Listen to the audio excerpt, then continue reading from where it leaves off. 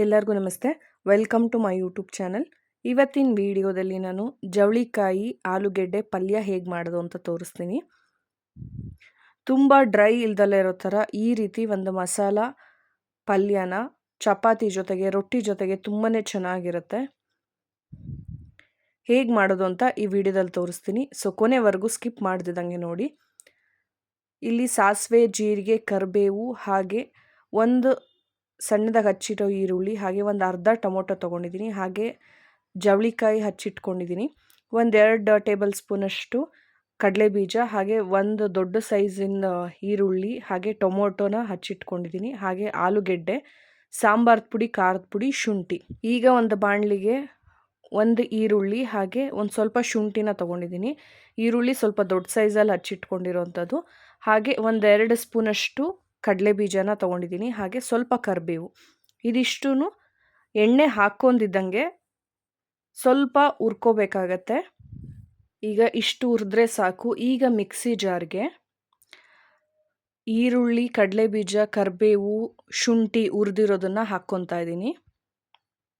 ಈಗ ಇದಕ್ಕೆ ಒಂದು ಟೊಮೊಟೊನ ದೊಡ್ಡ ಸೈಜಲ್ಲಿ ಹಚ್ಚಿಟ್ಕೊಂಡಿದ್ದೀನಿ, ಅದನ್ನು ಹಾಕ್ಕೊತಾ ಇದ್ದೀನಿ. ಹಾಗೆ 1 ಸ್ಪೂನಷ್ಟು ಖಾರದ ಪುಡಿ, 1 ಸ್ಪೂನಷ್ಟು ಸಾಂಬಾರದ ಪುಡಿ ಹಾಕ್ಕೊತಾ ಇದ್ದೀನಿ. ಇದಿಷ್ಟೂ ಸ್ವಲ್ಪ ನೀರು ಹಾಕ್ಕೊಂಡು ನುಣ್ಣಗೆ ಮಿಕ್ಸಿ ಮಾಡ್ಕೊಂಡು ಬರಬೇಕು. ಈಗ ಒಂದು ಕುಕ್ಕರ್ಗೆ 1-2 ಸ್ಪೂನಷ್ಟು ಎಣ್ಣೆ ಹಾಕ್ಕೊತಾ ಇದ್ದೀನಿ. ಎಣ್ಣೆ ಕಾಯ್ತಿದ್ದಂಗೆ ಸಾಸಿವೆ, ಜೀರಿಗೆ ಹಾಗೆ ಕರಿಬೇವು ಹಾಕ್ಕೊತಾ ಇದ್ದೀನಿ.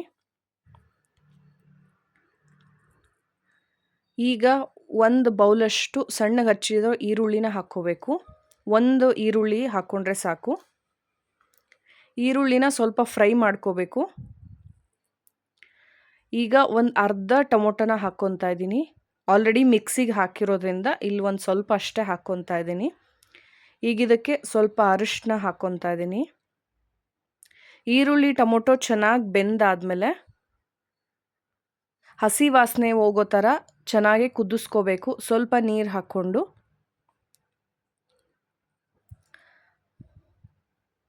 ಈಗ ಇದಕ್ಕೆ 1 ಸ್ಪೂನಷ್ಟು ಜೀರಿಗೆ ಪುಡಿ ಹಾಗೆ ರುಚಿಗೆ ತಕ್ಕಷ್ಟು ಉಪ್ಪನ್ನ ಹಾಕಿದ್ದೀನಿ. ಇದನ್ನು ಮಿಕ್ಸ್ ಮಾಡಿ ಚೆನ್ನಾಗಿ ಕುದಿಯೋದಕ್ಕೆ ಬಿಡಬೇಕು. ತರಕಾರಿ ಕಮ್ಮಿ ಇದ್ದಾಗ ಡ್ರೈ ಪಲ್ಯ ಮಾಡೋದಕ್ಕಿಂತ ಈ ರೀತಿ ಮಸಾಲ ರುಬ್ಬಿರೋ ಅಂಥ ಪಲ್ಯ ಮಾಡಿದ್ರೆ ಆಗ ಪಲ್ಯ ಜಾಸ್ತಿ ಅಂತ ಅನಿಸುತ್ತೆ. ಈಗ ನೋಡ್ತಾ ಇರ್ಬೋದು ಚೆನ್ನಾಗಿ ಕುದೀತಾ ಇದೆ. ಈಗ ಇದಕ್ಕೆ ತೊಳೆದಿಟ್ಕೊಂಡಿರೋ ಜವಳಿಕಾಯಿ ಹಾಗೆ ಆಲೂಗೆಡ್ಡೆನ ಹಾಕ್ಕೋಬೇಕು.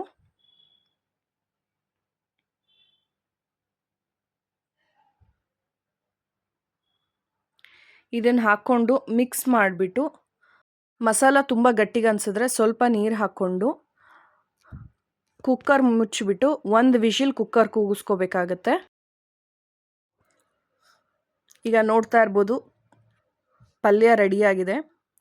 ಈ ರೀತಿ ಪಲ್ಯ ಜೋಳದ ರೊಟ್ಟಿ ಜೊತೆಗೆ, ಚಪಾತಿ ಜೊತೆಗೆ ಚೆನ್ನಾಗಿರುತ್ತೆ. ಹಾಗೆ ಅನ್ನ ಸಾರು ಜೊತೆಗೆ ನೆಂಚ್ಕೊಂಡು ಊಟ ಮಾಡೋದಕ್ಕೂ ಪಲ್ಯ ಚೆನ್ನಾಗಿರುತ್ತೆ.